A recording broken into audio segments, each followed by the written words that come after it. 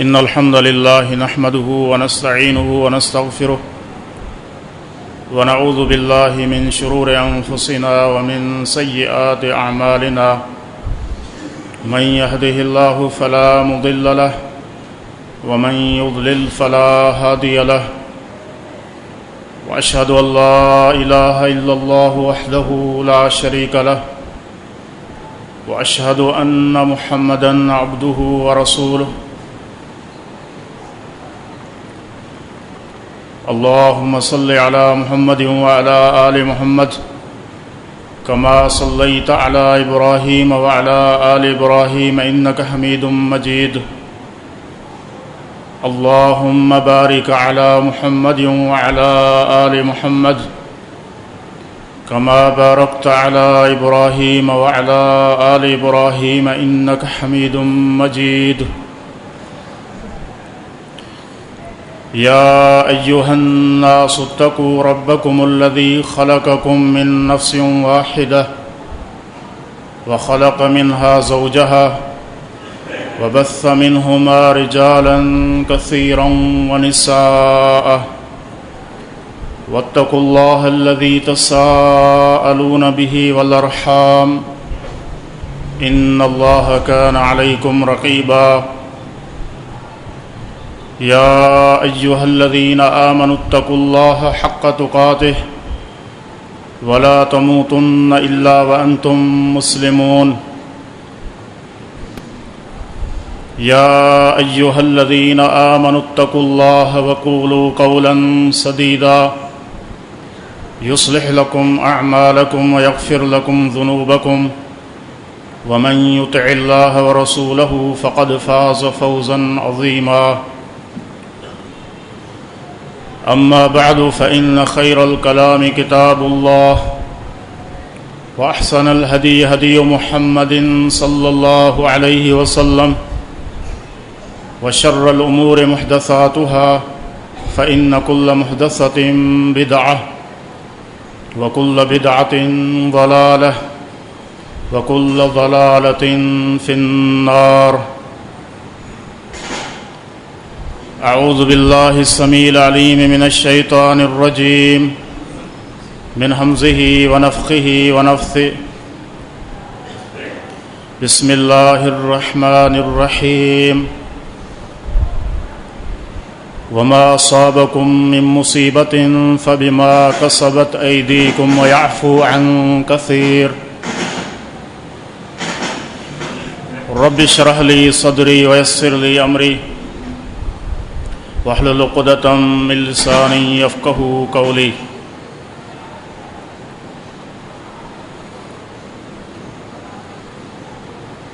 امام ابن قیم رحمہ اللہ اپنی کتاب الوابل الصیب فی الکلم الطیب اس کے اندر 3 امور ایک جگہ ذکر فرماتے ہیں. یہ 3 امور ہم سب کے لیے ضروری ہیں کیونکہ اس کا تعلق ہم سب کے ساتھ ہے. ہم سب یہاں اس روئے زمین پر رہتے ہیں تو یہ 3 امور ان کی معرفت یہ ہمارے لیے بہت ضروری ہے. وہ 3 امور کیا ہیں؟ کہا کہ یہ 3 امور اگر کسی کو مل جائیں اللہ رب العزت اسے عطا کر دے تو فَهَذِهِ عنوان السعادہ، یہ اس شخص کی سعادت اور خوش نصیبی کی علامت بن جاتے ہیں.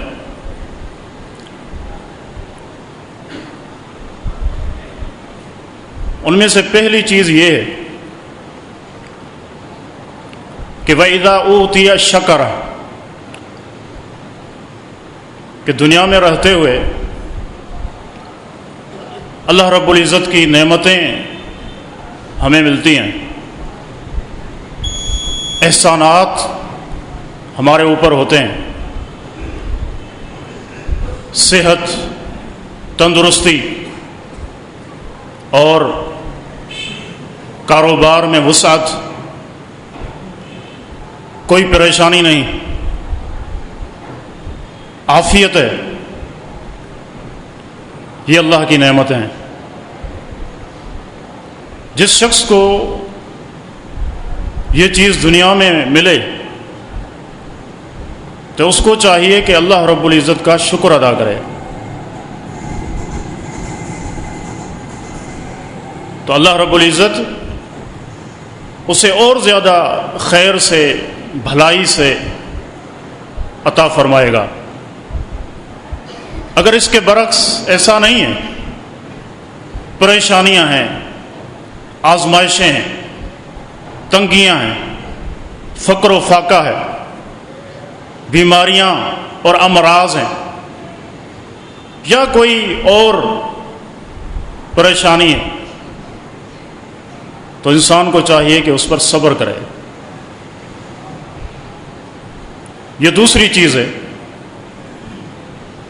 کہ ان کو اپنے لیے آزمائش سمجھے، اللہ رب العزت کا فیصلہ سمجھے اور اس کو تسلیم کر لے، اس پر راضی ہو جائے۔ اور تیسری حالت یہ ہے کہ وَإِذَا أَذْنَبَ اسْتَغْفَرَ، کہ اگر اس سے گناہ ہو جائیں، انسان ہے، خطا کار ہے، اس سے گناہ سرزد ہوتے ہیں، تو یہاں اس کی کیا ذمہ داری ہے؟ فرمایا کہ اللہ رب العزت سے استغفار کرے، اللہ تعالیٰ سے معافی طلب کرے، توبہ تائب ہو جائے، اللہ اس کے گناہ معاف کر دے گا۔ یہ تین چیزیں، یعنی اگر نعمتیں ہیں تو ان میں اللہ رب العزت کا شکر، اگر پریشانیاں ہیں، حالات تنگ ہیں، بیماریاں ہیں، آزمائشیں ہیں، تو پھر صبر، اور اگر بشری تقاضے سے خطائیں سرزد ہو جائیں، گناہ ہو جائیں، تو انسان استغفار کر لے۔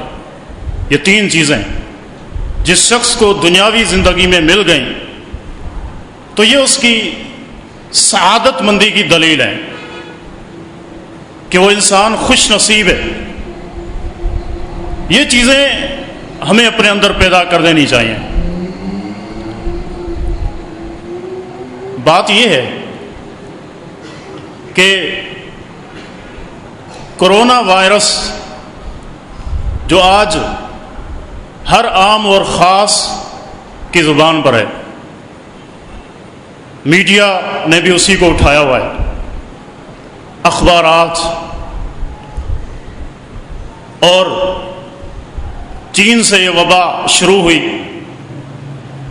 اور آج یہ دنیا کا بڑا مسئلہ بن چکی ہے، اور ہمارے ہاں بھی کچھ کیس رپورٹ ہوئے ہیں۔ تو اس کی بنا پر لوگوں میں پریشانی پائی جاتی ہے، خوف پایا جاتا ہے، ہراس پایا جا رہا ہے۔ تو اس تعلق سے ہمیں یہ سوچنا ہوگا کہ ہم مسلمان ہیں، ہم اللہ پر ایمان رکھنے والے ہیں، ہمارا معاملہ ان کافروں سے قطعاً مختلف ہے جو اللہ کو نہیں مانتے، یا دنیا میں انہوں نے اسلام کو چھوڑ کے کچھ اور ضابطۂ حیات اپنے لیے مقرر کیے ہوئے ہیں جو اللہ میں امید نہیں رکھتے۔ تو ایک مومن کو اللہ پر امید رکھنی چاہیے، اور اس تعلق سے اس کا یہ عقیدہ ہو کہ دنیا میں جو کچھ ہو رہا ہے اللہ رب العزت کی مشیت سے ہو رہا ہے، اللہ تعالیٰ کی مرضی سے ہو رہا ہے۔ اللہ رب العزت سب پر غالب ہے، اس دنیا میں کوئی پتا بھی اللہ رب العزت کی مرضی کے بغیر ہل نہیں سکتا، اور اگر اللہ کا امر آ جائے تو پہاڑ بھی اپنی جگہ سے ہٹ جاتے ہیں۔ یہ عقیدہ ہے ہمارا۔ واللہ غالب علی امرہ، اللہ تعالیٰ اپنے معاملے پر غالب ہے۔ تو یہ عقیدہ ہمارے ذہنوں میں ہونا چاہیے۔ اور دوسری بات یہ کہ تقدیر پر ہم سب کا ایمان ہے، تقدیر کو ہم سب مانتے ہیں۔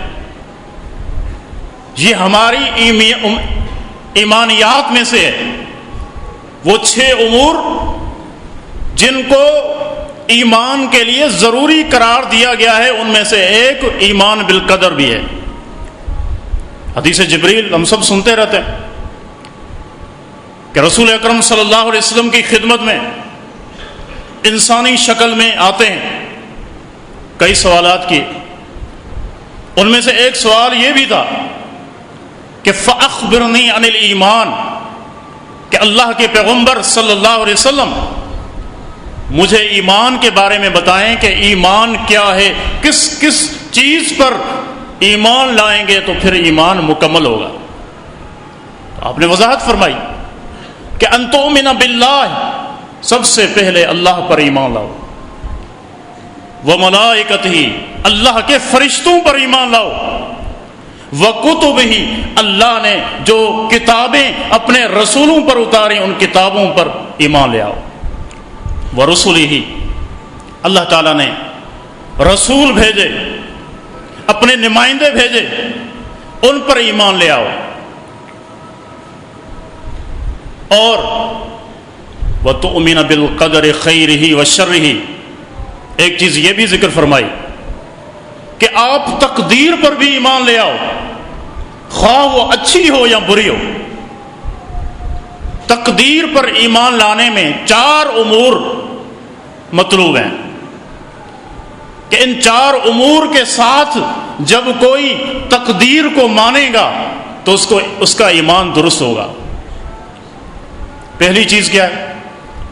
پہلی چیز ہے العلم، اللہ رب العزت کے علم پر ایمان لانا، کہ اللہ تعالیٰ ہر چیز کو جانتا ہے، جو کچھ ہو رہا ہے اللہ اس سب کو جانتا ہے، جو کچھ ہم کر رہے ہیں خواہ وہ اچھا ہے یا برا ہے، اور جو حالات، حوادث، جو معاملات ہم پر پیش آ رہے ہیں یہ سارے اللہ کے علم ہیں۔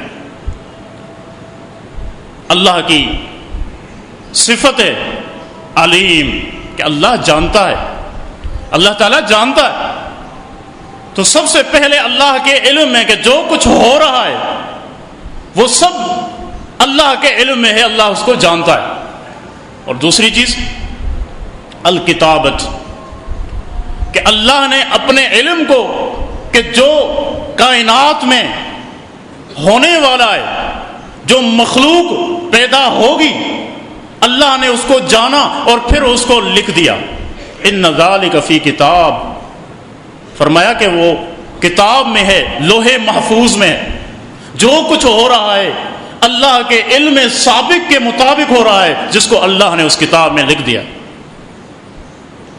تو یہ کتابت، رسول اکرم صلی اللہ علیہ وسلم کا فرمان ہے کہ ان اول ما خلق اللہ القلم، اللہ تعالیٰ نے قلم کو پیدا کیا، پہلی مخلوقات میں سے قلم بھی ہے۔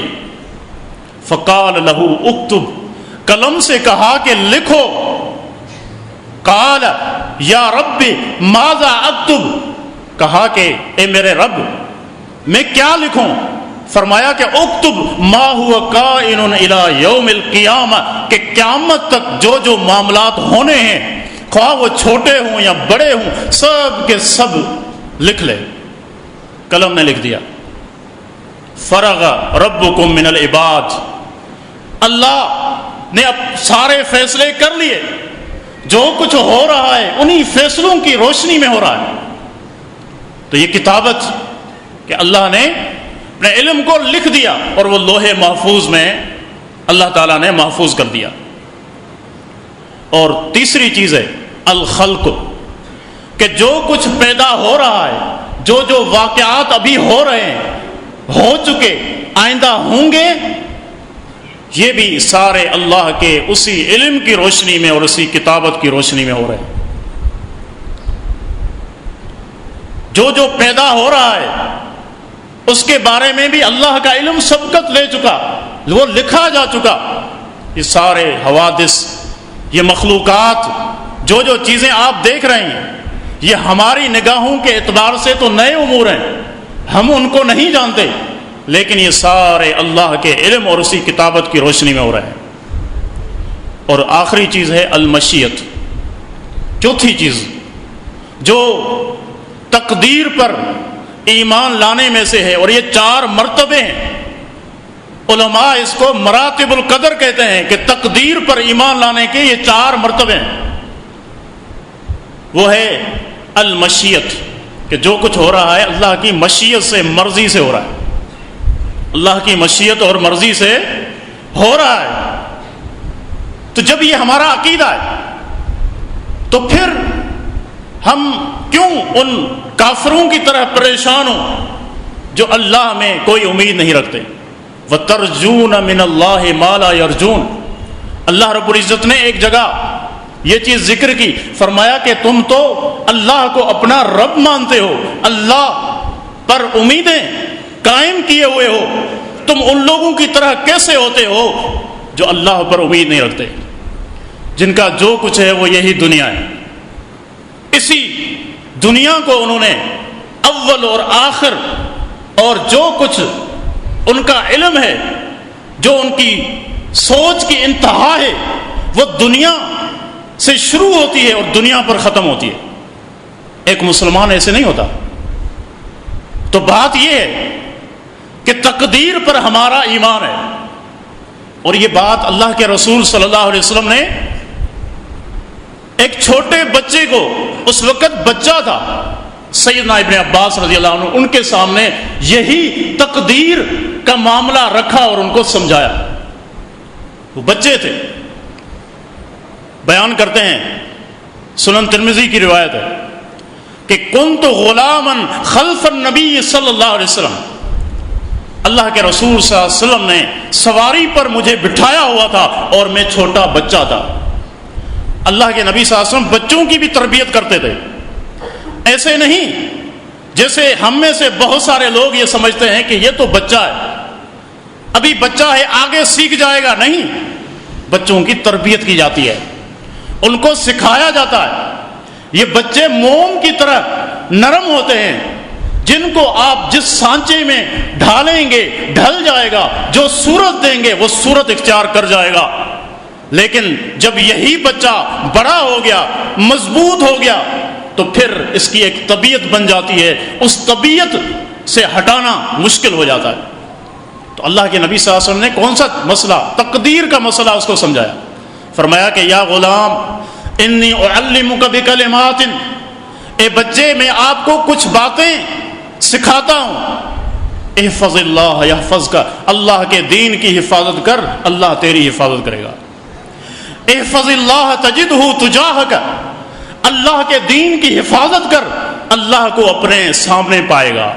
جب بھی اللہ کی مدد کی ضرورت تمہیں پڑی تو اس وقت اللہ تمہارے سامنے ہوگا اور تمہیں مشکل سے نکلنے کا راستہ فراہم کرے گا۔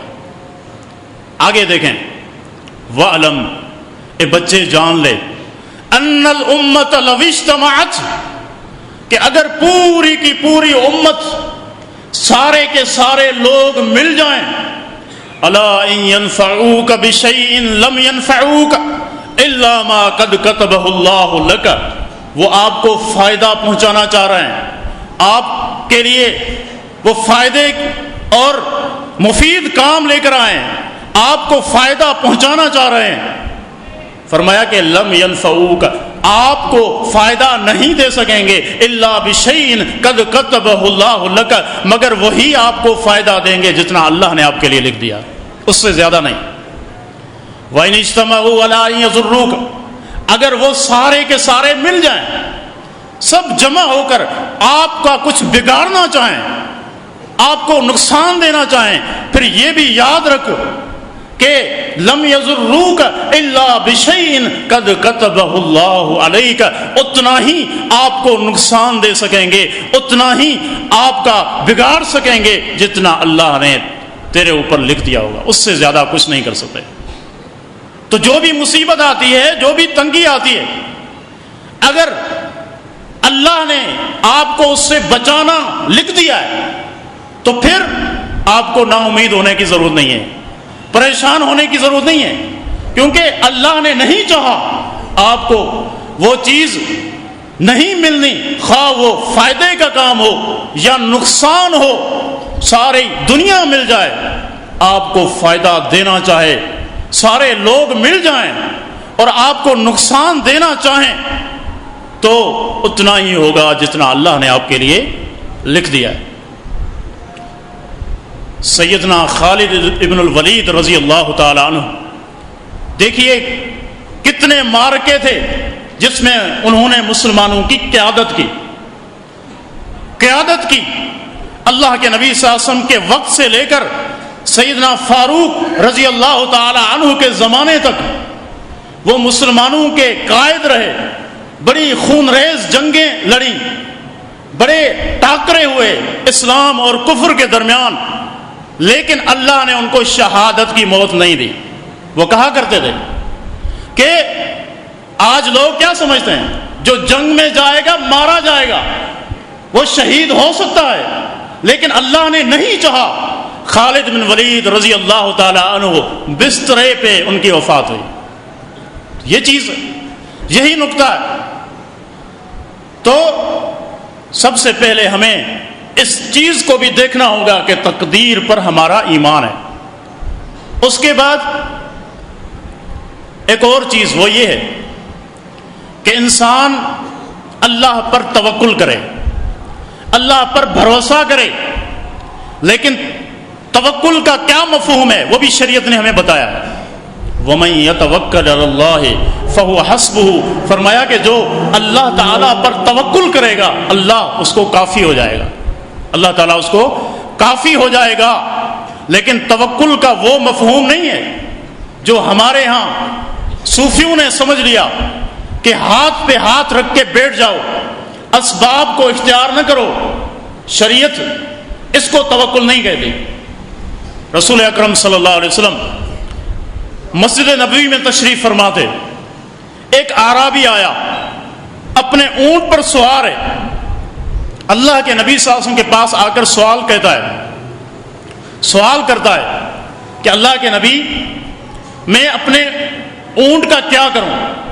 کیا میں اس کو چھوڑ دوں ایسے ہی اور اللہ پر توکل کروں، یا میں اس کو باندھوں پھر اللہ پر توکل کروں؟ رسول اکرم صلی اللہ علیہ وسلم نے ارشاد فرمایا، اعقلها ثم توکل، پہلے اس کو باندھو اور پھر اللہ پر توکل کرو۔ مانا یہ کہ اسباب کو اختیار کرنا چاہیے، اسباب کو اختیار کریں، جتنا آپ کر سکتے ہیں کریں، اس کے بعد نتائج کی ذمہ داری اللہ پر رکھیں، اللہ پر بھروسہ رکھیں، اللہ پر توکل کریں۔ یہ توکل ہے۔ اس طرح کا توکل ہمیں یہ بھی سمجھنا ہوگا کہ بسا اوقات اسباب پیچھے رہ جاتے ہیں، اللہ نہیں چاہتا، وہ سبب نہیں بن پاتا، کیونکہ اللہ اس سے وہ چیز، اس سے وہ صلاحیت چھین لیتا ہے۔ یہ بھی عقیدہ ہے۔ بسا اوقات سارے اسباب جمع ہوتے ہیں، انسان کچھ کرنا چاہتا ہے لیکن پھر بھی اس کا کام نہیں ہوتا، لیکن اللہ تعالیٰ نے اسباب رکھے ہیں، ان اسباب کو اختیار کرنا چاہیے، لیکن یہ عقیدہ ہونا چاہیے کہ یہ اسباب بھی مجھے تبھی فائدہ دیں گے، اس وقت فائدہ دیں گے جب اللہ تعالیٰ چاہے گا۔ جب تک اللہ تعالیٰ نہیں چاہے گا تو یہ اسباب بھی مجھے فائدہ نہیں دیں گے۔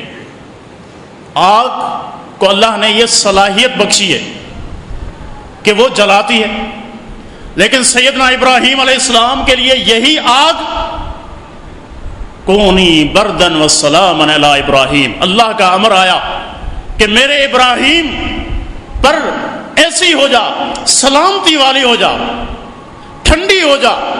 اور مفسرین کرام نے یہ نقطہ ذکر کیا ہے، کہتے ہیں کہ اللہ تعالیٰ نے کہا کہ بردن و سلامہ، ٹھنڈی اور سلامتی والی.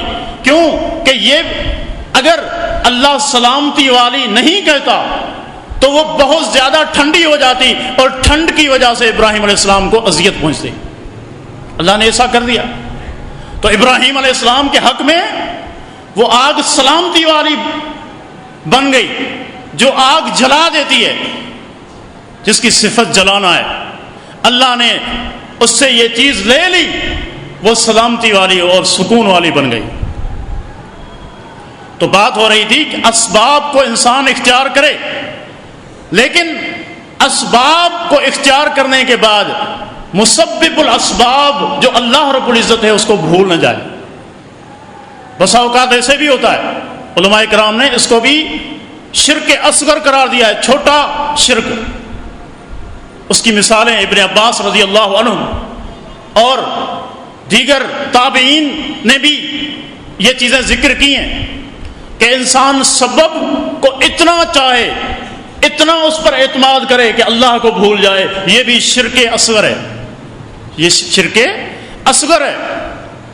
بلکہ اللہ کی مشیت ہر چیز پر غالب ہے، ہر چیز پر غالب ہے. یہ ہمارا عقیدہ ہونا چاہیے. اور اس کے بعد دیکھیں اس کے اسباب کیا ہیں. اسباب جو سب سے بڑا سبب جو ذکر کیا گیا ہے وہ یہ ہے کہ یہ وہ لوگ تھے، ان سے اس وائرس کی ابتدا ہوئی جو حلال اور حرام میں تفریق نہیں کرتے تھے. حلال اور حرام میں تفریق نہیں کرتے تھے.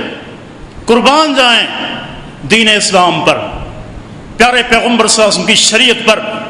آپ نے ایسی چیز جو انسان کے لیے مضر ہو سکتی تھی، ہمارے لیے نقصان دہ ہو سکتی تھی، ہمارے دین کے لیے، ہماری شریعت کے لیے، ہماری عقل کے لیے، ہمارے جسم کے لیے اور مال کا ضیاع ہو سکتا تھا، ان سب کو شریعت نے حرام قرار دیا. کتنی حکمتیں. کچھ تو محتاج بیان نہیں ہے، لیکن اللہ رب العزت دکھاتا ہے لوگوں کو. اللہ رب العزت دکھاتا ہے. جائیے دیکھیں، پڑھیں کہ ووہان جہاں سے اس وبا کی ابتدا ہوئی اس کی مارکیٹوں کا کیا حال تھا. کس طریقے سے جو حرام جانور ہیں سرے عام ان کا گوشت بیچا جا رہا تھا اور سرے عام کھایا جا رہا تھا. یہ چیزیں آپ جانتے ہیں، مجھ سے زیادہ جانتے ہیں کہ چوہے، بلیاں، مگرمچھ، کتے، اس طرح کی کئی چیزیں جن کو ہماری شریعت نے حرام قرار دیا ہے. اللہ رب العزت نے اور نبی علیہ السلام کی ایک صفت یہ ذکر کی، وَيُحَرِّمُ عَلَيْهِمُ الْخَبَائِثَ، میرا پیغمبر ان پر خبیث چیزوں کو حرام قرار دیتا ہے. یہ خبیث چیزیں سر عام ان کا استعمال ہو رہا تھا، اور آج لوگوں نے اس کو چھوڑ دیا، دور ہو گئے. لیکن اگر پہلے ان سے بچتے تو اس آفت کا سامنا نہ کرتے. تو ہم مسلمانوں کو اپنی شریعت کی طرف رجوع کرنا چاہیے. ہم دیکھیں کہ ہماری شریعت نے سارے خیر اور ہر بھلائی کے کام ہمیں بتا دیے. پیارے پیغمبر صلی اللہ علیہ وسلم کے متعلق صحابہ کیا کہتے ہیں؟ کہتے ہیں کہ ترکنا علی المحجۃ البیضاء لیلھا کنہارھا لا یزیغ عنھا الا ہالک، کہ رسول اکرم صلی اللہ علیہ وسلم نے ہمیں روشن دین پر چھوڑ دیا. روشن دین جس کی راتیں بھی دنوں کی طرح جگمگا رہی ہیں، منور ہیں. ایسا پیارا دین. تو حلال اور حرام یہ چیزیں ہمیں یقین کر لینا چاہیے کہ ان کی حکمتیں کچھ تو ہمارے سامنے آ رہی ہیں، لیکن جن کے متعلق ہمیں نہیں پتا، پھر بھی ہمیں اپنی شریعت کو دیکھتے ہوئے ان کے بارے میں یہی ذہن رکھنا چاہیے کہ وہ چیزیں ہمارے لیے مضر تھیں، ہمارے دین کے لیے، ہمارے اخلاق کے لیے اور ہماری عقل کے لیے، ہماری جسم کے لیے، ہماری عزت کے لیے. ساری چیزیں ہیں، جتنے بھی حرام امور ہیں وہ سارے انہی چیزوں کی طرف لوٹتے ہیں. فقہائے کرام نے بڑی تفصیل سے بعض حکمتیں ذکر کی ہیں کہ یہ چیز، اس کا تعلق فلاں چیز سے ہے. شراب کو حرام کیوں قرار دیا؟ اس لیے کہ یہ عقل کو ختم کر دیتی ہے، اور شریعت کے سارے احکامات عقل سے جڑے ہیں، عقل مندوں کے لیے. اور زنا کو کیوں حرام قرار دیا؟ اس لیے کہ اسلام نسب کے تحفظ کے لیے آیا، اور یہ زنا اس سے کوئی پتہ نہیں چلتا. حرام کاری جب ہوتی ہے تو پھر یہ نہیں پتہ ہوتا کہ یہ نسب کس کا ہے، کس کی طرف اس کی نسبت ہو. اور یہ انسان کی ضرورت تھی. زنا کو حرام قرار دیا تو اللہ نے اس کی جائز صورت بھی رکھی، وہ نکاح کی صورت میں ہے، نکاح کی صورت میں ہے. شریعت نے اس کی ترغیب دلائی. تو اللہ کے بندو، یہ نقطہ بڑا اہم ہے کہ ہمارا دین ہر لحاظ سے، ہماری دنیا کے حوالے سے بھی، آخرت کے حوالے سے بھی، ہر لحاظ سے ہمارے لیے مفید ہے. ہم اس چیز کو سمجھ لیں. اور اسی طریقے سے اسباب تو اور بھی بعض لوگوں نے ذکر کیے ہیں، بڑی تفصیلی گفتگو ہو رہی ہے اس معاملے میں، بہت سارے لوگ بیان کر رہے ہیں، آپ سن رہے ہیں. لیکن ان میں سے ایک چیز کی طرف میں اشارہ کرنا ضروری سمجھتا ہوں، وہ ہے ظلم. ظلم ایسی چیز ہے کہ رسول اکرم صلی اللہ علیہ وسلم کا فرمان ہے اتق دعوت المظلوم فإنه ليس بينه وبين الله حجاب. لوگوں، مظلوم کی بد دعا سے اپنے آپ کو بچانا، اس لیے کہ مظلوم کی بد دعا میں اور اللہ کے درمیان میں کوئی پردہ نہیں، ڈائریکٹ اللہ تک پہنچتی ہے. اللہ تعالیٰ فرماتا ہے لَأَنصُرَنَّكَ وَلَوْ بَعْدَ حِينٍ، میں تیری مدد ضرور کروں گا، بھلے کچھ عرصے کے بعد کروں، لیکن یہ حق ہے مجھ پر کہ میں تیری مدد کروں گا. جا کے دیکھیے مسلمانوں پر کتنا ظلم ہوا، کتنا ظلم ہوا. لاکھوں کی تعداد میں مسلمان عقوبت خانوں میں ہیں. قرآن کریم کو ضبط کیا گیا، پردہ کرنے پر عورتوں کو ظلم و ستم کا نشانہ بنایا گیا. اور صرف اگر کسی کے چہرے پہ داڑھی دیکھی کوئی جرم نہیں ہے، نماز پڑھتے ہوئے دیکھا گیا ان کو بھی پکڑ لیا گیا، مسجدیں بند کر دی گئیں. تو کیا اللہ رب العزت یقیناً قادر ہے. ہم کمزور ہیں، ہم کمزور ہو سکتے ہیں، لیکن ہمارا رب زبردست ہے، بڑا قوی ہے. تو ظلم بھی ایک ایسی چیز ہے جس کی وجہ سے، اور بعض نے یہ چیز بھی ذکر کی تھی کہ کچھ عرصہ پہلے چین کے صدر کا بیان آیا تھا جس میں اس نے کہا تھا کہ ہم معیشت میں ایسی جگہ پہنچ سکتے ہیں کہ اب ہمیں کوئی نیچے نہیں گرا سکتا. اللہ اکبر. یہ جو فرعونی جو ذہنیت ہے یہ اللہ کو پسند نہیں ہے. کہ فرعون کی بربادی کا آغاز بھی اسی لیے ہوا تھا نا کہ اس نے کہا تھا انا ربکم الاعلی، میں تمہارا سب سے بڑا رب میں ہی ہوں. ما علمت لکم من الہ من غیری، اپنے علاوہ کوئی معبود میں نہیں دیکھتا. اللہ نے بھی اس کو غرق کر دیا اور سب ظالموں کے لیے اللہ نے اس کو نمونہ بنا دیا. یہ تکبر بھی اللہ کو بالکل پسند نہیں ہے، کیونکہ رب العزت یہ فرماتا ہے، حدیث قدسی ہے، الکبریاء ردائی والعظمت ازاری. فرمایا کہ یہ تکبر یہ میری چادر ہے، تکبر میری چادر ہے، اور جو عظمت ہے، بڑائی، یہ میرا تہبند ہے. جس نے بھی مجھ سے منازع کیا، مجھ سے چھیننے کی کوشش کی، قذفتہ فی النار، میں اس کو آگ میں پھینک دوں گا. دیکھیے تاریخ پڑھیں، متکبرین کا کیا انجام ہوا، کیا انجام ہوا. اور وقت کے ساتھ ساتھ یہ چیزیں ہمارے سامنے آتی رہتی ہیں، ہم خود دیکھتے ہیں. جو تکبر کرتا ہے اللہ اس کو دنیا میں ہی نیچا کر دیتا ہے. انسان کو اپنی مصنوعات پر، اپنی ترقی پر بڑا ناز ہے، اور میڈیکل نے کوئی ایسی چیز نہیں چھوڑی جس کا علاج نہ ہو. ہم کہتے ہیں کہاں ہے آج اس کا علاج، کہاں ہے؟ اس کا مطلب یہ نہیں کہ اس کا علاج نہیں ہے، کیونکہ رسول اکرم صلی اللہ علیہ وسلم کا فرمان ہے کہ ما انزل اللہ داء الا انزل له شفاء. اللہ رب العزت نے کوئی ایسی بیماری نہیں اتاری جس کا علاج نہ ہو. علمہ من علمہ وجہلہ من جہلہ. ہاں کچھ لوگ اس کو جان لیتے ہیں اور کچھ لوگ نہیں جان پاتے، علاج ہے. لیکن ہمارے لوگ بے بس ہیں، اس کا فی الوقت کوئی ایسا علاج انہوں نے دریافت نہیں کیا.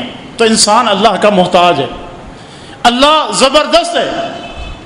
اور اب ذرا آئیے اس کے علاج کی طرف. مسلمان ہونے کی حیثیت سے ہمارا کیا معاملہ ہونا چاہیے؟ سب سے پہلی بات تو یہ کہ انسان اللہ رب العزت سے عافیت طلب کرے، اللہ رب العزت سے عافیت طلب کرے. پیارے پیغمبر صلی اللہ علیہ وسلم کی دعاؤں میں یہ چیز ہمیں نظر آتی ہے. اللہم انی اسألک العفو والعافیۃ فی الدنیا والآخرہ. اے اللہ میں تجھ سے سوال کرتا ہوں معافی کا، مجھے معاف فرما دے اور مجھے عافیت عطا فرما، دنیا میں بھی اور آخرت میں بھی. دنیا میں بھی اور آخرت میں بھی انسان اللہ رب العزت سے عافیت طلب کرے کہ اللہ ان چیزوں سے ہمیں بچائے، تمام مسلمانوں کو محفوظ کرے. یہی وجہ ہے کہ پیارے پیغمبر صلی اللہ علیہ وسلم کی کئی دعائیں ایسی ہیں. یہ علاج ہے، ہم مسلمانوں کے پاس علاج موجود ہے بحمدللہ. یہ قرآن کریم شفا ہے. قرآن کریم کی شفا کیسی ہے؟ ایک تو ظاہری ہے، ایک باطنی ہے. یعنی جو مرض ہیں وہ بھی دو طرح کے ہیں، کچھ ظاہری ہیں اور کچھ باطنی ہیں. تو قرآن کریم نے دونوں کا علاج ذکر کیا، دونوں کا علاج. باطنی امراض تو شرک ہے، گناہ ہے، فسق و فجور ہے، بدعت ہے، ان سب کا علاج قرآن کریم نے دیا. وہاں جو جسمانی بیماریاں ہیں ان کا علاج بھی قرآن کریم میں موجود ہے. امام ابن قیم رحمہ اللہ زاد المعاد میں کہتے ہیں کہ میں مکہ میں موجود تھا، مجھ پر عجیب قسم کی بیماریاں طاری ہوئیں اور کوئی ڈاکٹر مجھے نہیں ملا جو ان کا علاج کر سکے. تو کہتے ہیں کہ میں سورہ فاتحہ اپنے اوپر دم کرتا اور زمزم کا پانی پیتا اور عجیب تاثیر مجھے نظر آئی. اور اس کے بعد دوسرے لوگ بھی تھے، ان کو میں نے یہ بتایا، انہوں نے عمل کیا، اللہ نے ان کو بھی عافیت دے دی، اللہ نے ان کو بھی شفا دے دی. یہ قرآن کریم ہمارے پاس موجود ہے. اور اسی طریقے سے نبی اکرم صلی اللہ علیہ وسلم کے اذکار، علماء کرام نے کتابیں لکھی. آپ جانتے ہیں مشہور کتاب ہے حصن المسلم. اس کا معنی کیا ہے؟ مسلمان کا قلعہ، یعنی جو مسلمان کو حفاظت دیتا ہے. جیسے قلعے میں انسان دشمن سے بچ جاتا ہے، اسی طریقے سے یہ جو دعائیں ہیں اس میں بھی آپ کے لیے حفاظت ہے، اس میں بھی آپ کے لیے حفاظت ہے. اور ان کی پابندی کرنی چاہیے. صبح شام کے اذکار ان کی پابندی کیجیے، ان کی پابندی کیجیے. اور ان میں کچھ ایسی دعائیں بھی ہیں جیسے اللہ کے نبی صلی اللہ علیہ وسلم کی دعاؤں میں سے ایک دعا یہ بھی ہے کہ 3 مرتبہ آپ صبح شام اس کو پڑھا کرتے تھے. اللہم عافنی فی بدنی، اللہم عافنی فی سمعی، اللہم عافنی فی بصری. اس میں کیا ہے؟ اللہ اکبر، ہر طرح کی عافیت کا سوال کیا گیا. جسمانی طور پر اے اللہ میرے جسم کو عافیت دے، اے اللہ میرے کانوں کی حفاظت فرما، اے اللہ میری آنکھوں کی حفاظت فرما، ہر طرح کی بیماریوں سے، ہر طرح کی تکلیفوں اور تنگیوں سے. یہ دعائیں ہمیں پڑھنی چاہیے. اسی طرح پیارے پیغمبر صلی اللہ علیہ وسلم کی دعاؤں میں سے ایک دعا یہ بھی ہے، آپ اس کو پڑھا کرتے تھے، بسم اللہ الذی لا یضر مع اسمہ شیء فی الارض ولا فی السماء وهو السمیع العلیم. یہ بھی صبح شام کی دعاؤں میں سے 3 مرتبہ اس کو پڑھا جائے. ہمارا دین ہمیں کس طرح تحفظ فراہم کرتا ہے. اس دعا میں کیا ہے؟ بسم اللہ الذی لا یضر، اللہ کے نام کے ساتھ کہ جس کے نام بابرکت کی وجہ سے کوئی چیز نقصان نہیں دیتی، نہ آسمان کی چیز اور نہ ہی زمین کی کوئی چیز. اللہ اکبر. یہ حدیث ابان ابن عثمان رضی اللہ تعالیٰ عنہ نے بیان کی، سیدنا عثمان رضی اللہ تعالیٰ عنہ سے، کہ جب یہ پوری روایت ذکر کی پھر آگے چل کے ان کو فالج ہو گیا، فالج کی بیماری ہو گئی. تو ایک شخص نے ان سے یہ دعا سنی تھی کہ اللہ کے نبی صلی اللہ علیہ وسلم نے یہ فرمایا، اور ان کی طرف غور سے دیکھ رہے ہیں. وہ سمجھ گئے، کہنے لگے کہ آپ مجھے گھور کر کیوں دیکھ رہے ہیں؟ کہا کہ آپ یہی کہہ رہے ہیں نا، میں نے یہ دعا ذکر کی تھی کہ جو یہ 3 مرتبہ پڑھ لے تو کوئی چیز کوئی آفت اس کو نقصان نہیں دے گی، جبکہ میں فالج کا مریض ہوں۔ کہا کہ سنو کہ یہ اس دن مجھے بیماری لگی تھی جس دن میں غصے میں تھا، اور غصے کی وجہ سے مجھ سے یہ دعا پڑھنا رہ گئی۔ اس دن میں نے یہ دعا نہیں پڑھی تو اسی دن مجھے یہ فالج کی بیماری لگ گئی تھی۔ اندازہ کریں کتنی بڑی بات ہے۔ امام قرطبی رحمہ اللہ عظیم مفسر ہیں، وہ ذکر کرتے ہیں کہ ایک مرتبہ مجھے بچھو نے ڈس لیا۔ کہتے ہیں میں حیران رہ گیا کہ میں دعا پڑھا کرتا ہوں، آج بچھو نے مجھے کیسے ڈس لیا؟ پھر کہتے ہیں مجھے یاد آیا کہ اس دن میں یہ دعا نہیں پڑھ سکا تھا، اس دن مجھ سے یہ دعا رہ گئی تھی۔ تو پھر انہوں نے کہا کہ یہ دعا، اس کا جو اثر ہے یہ اپنی جگہ پر قائم ہے، جب تک میں اس کو پڑھتا رہا تب تک مجھے کسی چیز نے نقصان نہیں دیا۔ تو اللہ کے بندو، نبی علیہ الصلوۃ والسلام کی سیرت میں یہ ساری چیزیں موجود ہیں، اور پھر دین اسلام نے ہمیں احکامات بھی دیے، اور پھر یہ کوئی نئی بات نہیں ہے، یہ پہلی مرتبہ ایسا نہیں ہو رہا کہ ایسا کوئی وائرس آیا ہے۔ اس سے کئی گنا بڑی آفت آئی تھی طاعون کی صورت میں، جو تاریخ میں طاعون امواس کے نام سے معروف ہے۔ سیدنا عمر رضی اللہ تعالیٰ عنہ کا عہد خلافت تھا، شام میں یہ وبا پھیل چکی تھی۔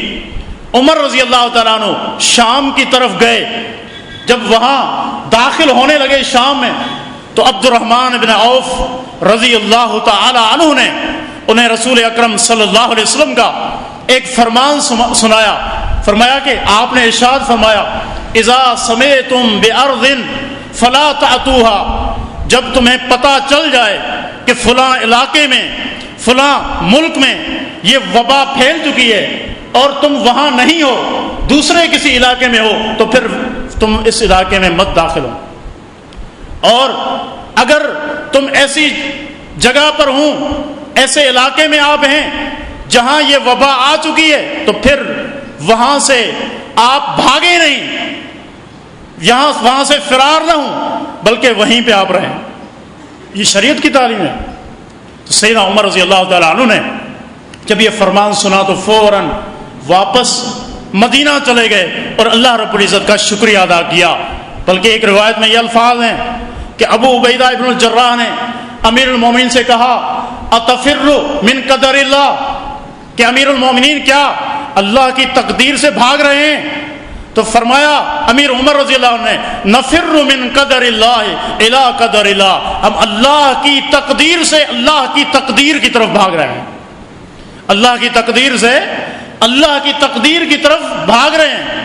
تو یہ بھی تعلیم موجود ہے کہ ایسے علاقے جہاں یہ وائرس پایا جاتا ہے، اللہ نے ہمیں عافیت دی ہے، تو پھر ہم وہاں داخل نہ ہوں، لیکن بالفرض اگر آپ کے علاقے میں یہ چیز آتی ہے تو پھر صبر کریں اور پھر اپنا جو عقیدہ ہے اس کو مضبوط کریں، اور یقین کریں کہ اگر اللہ نے آپ کے لیے وہ وبا نہیں لکھی تو آپ کا یہ وبا کچھ نہیں بگاڑ سکتی، لیکن اگر اللہ نے یہ چیز لکھ دی ہے تو پھر بھی دیکھیں، پھر ہمارے لیے کیا ہے، پھر ہمارے لیے ہماری شریعت کہتی ہے کہ آپ صبر کریں، آپ صبر کریں۔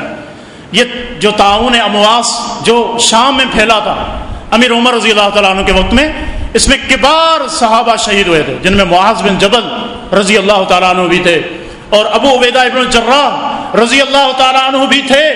تو وہ وہیں رہے، انہوں نے صبر کیا، اور اللہ کے نبی صلی اللہ علیہ وسلم کا بھی فرمان ہے، فرمایا کہ جو طاعون یا اس طرح کی جو وبائیں ہیں، اگر ان میں میری امت کا جو مسلمان ہے صحیح عقیدہ اس کے پاس ہے، اگر اس کو موت آتی ہے تو فرمایا کہ یہ شہادت کی موت ہے، یہ شہادت کی موت ہے کہ انسان اللہ کا فیصلہ سمجھ کے اس نے اس کو قبول کر لیا، اس پر صبر اس نے کیا اور تقدیر پر راضی ہو گیا، تو یہ چیز اس کے لیے خوش قسمتی کی علامت ہے کہ اللہ تعالیٰ اس کو شہادت کی موت دیتا ہے۔